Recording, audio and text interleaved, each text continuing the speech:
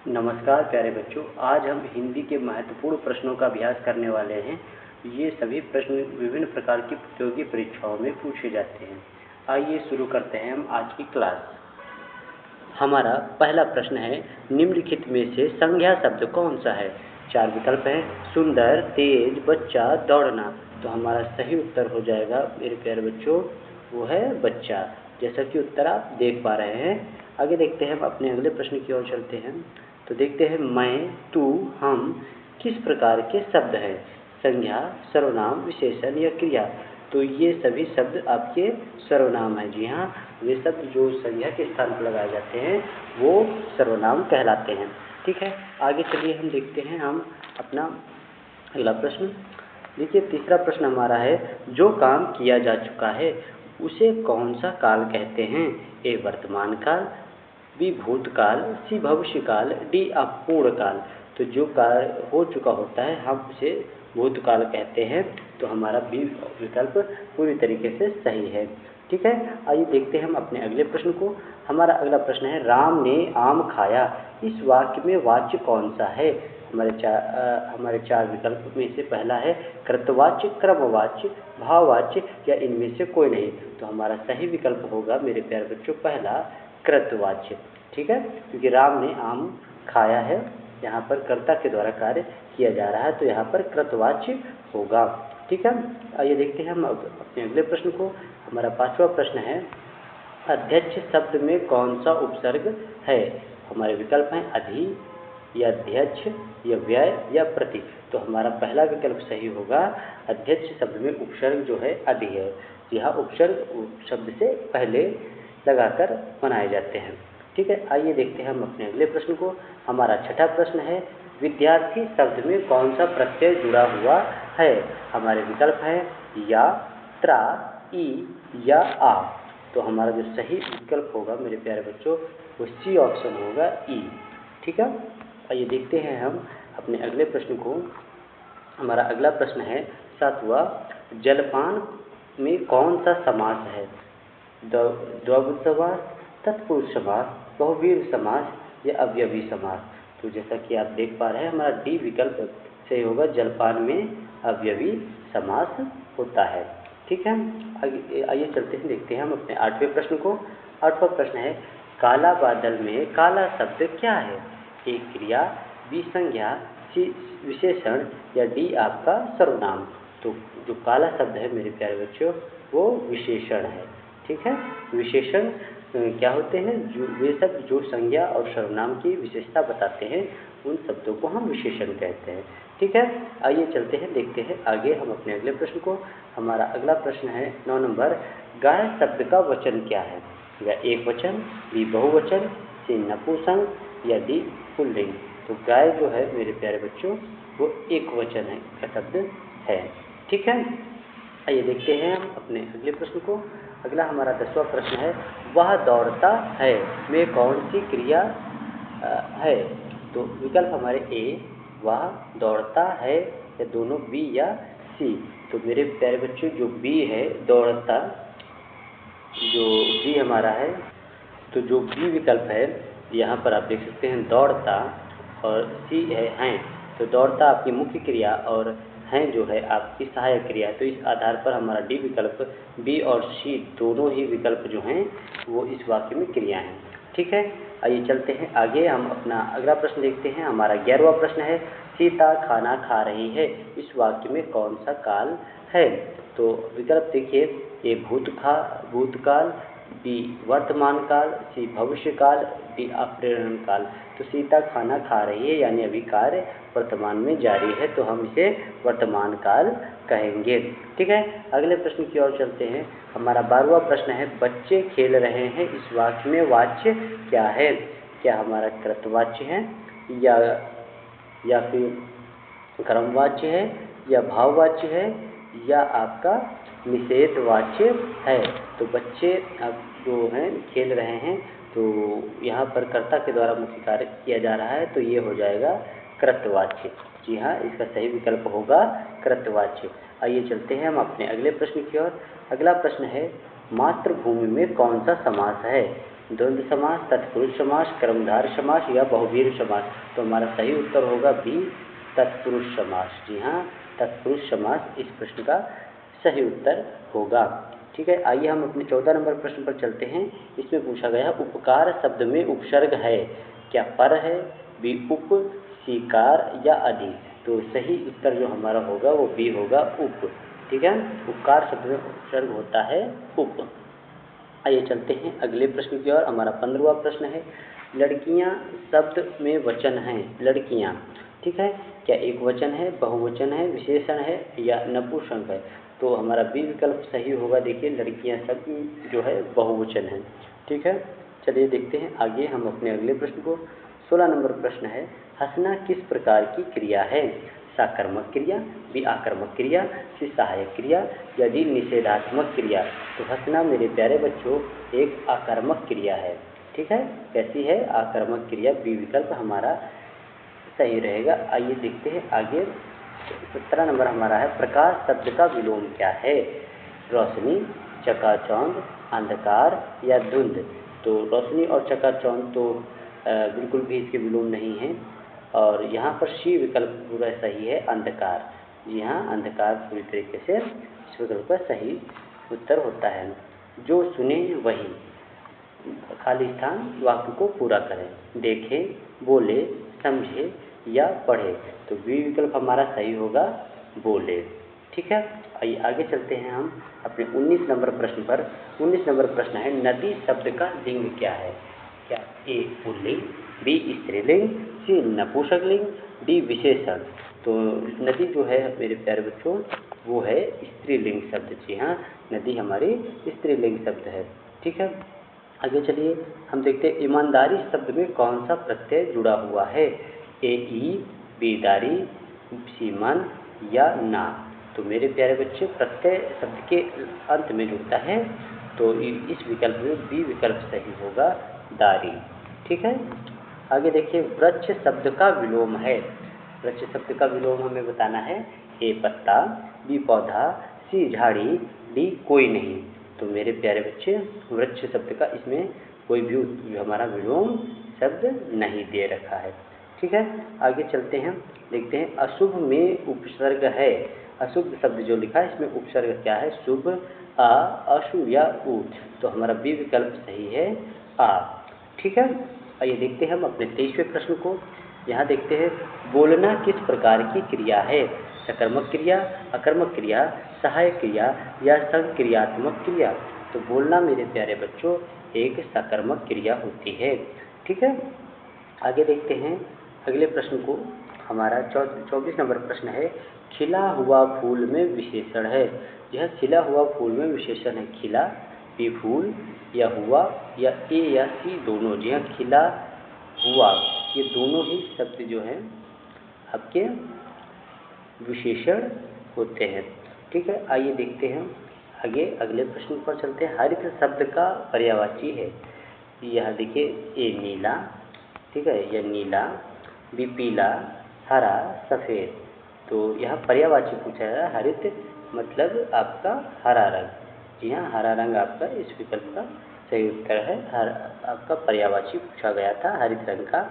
तो यहाँ देखिए राम सोया वाक्य में क्रिया का काल है वर्तमान, भविष्यत, भूतकाल, आदर्श काल।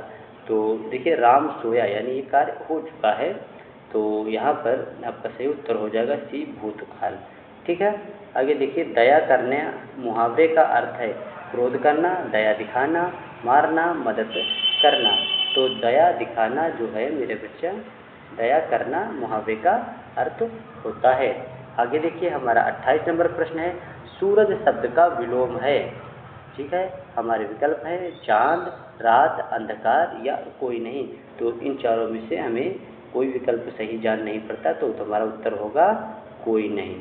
ठीक है, हमारा उत्तर है इस विकल्प का कोई नहीं। ठीक है, आगे देखिए 29 नंबर प्रश्न पर चलते हैं। 29 नंबर में अतिथि शब्द में उपसर्ग है आ, अत, तिथि या थी। तो हमारा पहला विकल्प सही है आ।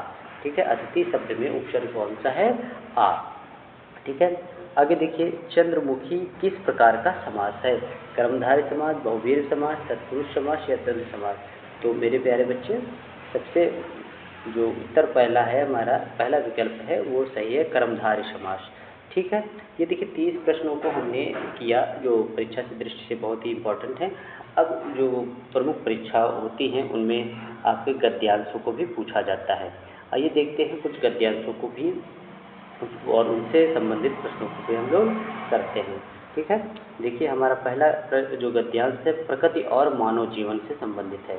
प्रकृति और मानव जीवन से संबंधित है, तो हमारा ये देख सकते हैं आप पहला गद्यांश। यहाँ देखिए लिखा हुआ है, प्रकृति मनुष्य का सबसे बड़ा मित्र है। वह हमें जीवन के लिए आवश्यक संसाधन देती है, शुद्ध हवा, जल, भोजन और आश्रय देती है। अगर हम प्रकृति का सम्मान करें और उसकी रक्षा कर लें तो वह हमें खुशहाल जीवन दे सकती है। परंतु आज मानव ने अंधाधुंध विकास की ओर ध्यान दिया है, जिसके कारण जंगल कट रहे हैं, नदियाँ प्रदूषित हो रही हैं और वायु प्रदूषण बढ़ रहा है। इससे मानव जीवन पर गंभीर प्रभाव पड़ रहा है। हमें पर्यावरण की सुरक्षा के लिए जागरूक होना होगा और प्रकृति के साथ संतुलन बनाए रखना होगा। तो ये हमारा जो गद्यांश है इस पर आधारित प्रश्नों को हम लोग करते हैं। आइए देखते हैं प्रश्नों को। पहला प्रश्न है, प्रकृति मनुष्य के लिए क्या है? तो सीधा सा विकल्प है दुश्मन, तो ये बिल्कुल ही नहीं, मित्र, शिक्षक या अधीनस्थ। तो हमारा मित्र जो होगा ये बिल्कुल सही ऑप्शन होगा। देखिए इसमें लिखा हुआ है, प्रकृति मानव मनुष्य का सबसे बड़ा मित्र है। यहाँ पर देखिए, है ना। आगे देखते हैं, अगर हमने इन गद्यांश को ढंग से पढ़ लेते हैं तो सभी प्रश्नों को बड़ी ही आसानी से कर सकते हैं। दूसरे प्रश्न को पढ़ते हैं। यहाँ पर देखिए, मानव जीवन के लिए कौन कौन से संसाधन प्रकृति देती है? जल और भोजन, शुद्ध हवा और आश्रय, दोनों ए और बी, या डी केवल भोजन। तो देखिए मेरे प्यारे बच्चों, अब स्पष्ट है विकल्पों से, सी विकल्प हमारा ही पूरी तरीके से सही है। हमें प्रकृति जल, भोजन, शुद्ध हवा और आश्रय सभी प्रदान करती है। आइए इस गद्यांश से संबंधित तीसरे प्रश्न को पढ़ते हैं और इसमें देखिए लिखा गया, आज मानव ने विकास के कारण क्या नकारात्मक प्रभाव डाले हैं? जंगल काटना, नदियाँ प्रदूषित होना, वायु प्रदूषण बढ़ाना या उपयुक्त सभी। तो मानव ने जो आज विकास के कारण जो नकारात्मक प्रभाव डाले हैं वो सभी उपयुक्त हैं। तो उपयुक्त सभी कारण जो हैं नकारात्मक प्रभाव डालते हैं। ठीक है, आइए अगले प्रश्न को करते हैं। ये भी हमारा पिछले गद्यांश से संबंधित है। इसमें देखिए, गद्यांश के अनुसार पर्यावरण की सुरक्षा के लिए हमें क्या करना चाहिए? विकास रोकना चाहिए, प्रकृति के साथ संतुलन बनाए रखना चाहिए, जंगलों की कटाई बढ़ाना चाहिए या प्रदूषण बढ़ाना चाहिए।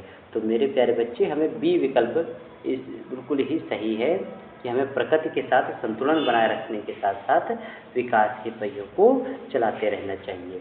ठीक है, आइए देखते हैं हम अपने अगले गद्यांश को और उसको पढ़ने के बाद उससे संबंधित प्रश्नों को भी हम करने वाले हैं। ठीक है, आइए देखते हैं हमारा अगला जो गद्यांश है वो भारतीय पुनर्जागरण से संबंधित है। भारतीय पुनर्जागरण एक सामाजिक क्रांति।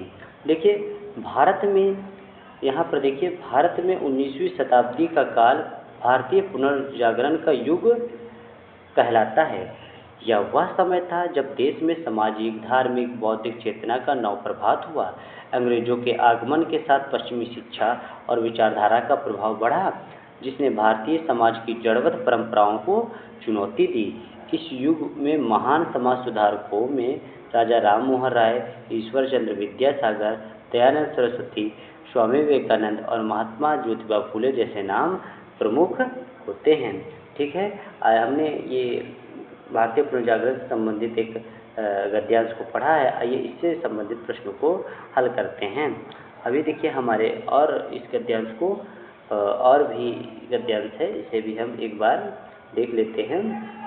ठीक है, यहाँ पर देखिए लिखा हुआ है, राजा राम मोहन राय ने सती प्रथा, बाल विवाह जैसी सामाजिक बुराइयों के विरोध में आंदोलन चलाया और ब्रह्म समाज की स्थापना की।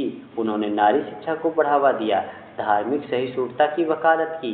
ईश्वर चंद्र विद्यासागर ने स्त्री शिक्षा, विधवा पुनर्विवाह, बालिकाओं के अधिकारों पर विशेष कार्य किया। दयानंद सरस्वती ने आर्य समाज की स्थापना कर वेदों के सर्वोच्च ज्ञान स्रोत माना और अंधविश्वासों के विरोध किया। स्वामी विवेकानंद ने युवाओं को आत्मनिर्भर धर्मनिष्ठ राष्ट्र सेवी बनाने के लिए प्रेरित किया। महात्मा फूले ने अस्पृश्यता, जातिवाद, स्त्री शोषण के खिलाफ लड़ाइयाँ लड़ी और सत्यशोधक समाज की स्थापना की।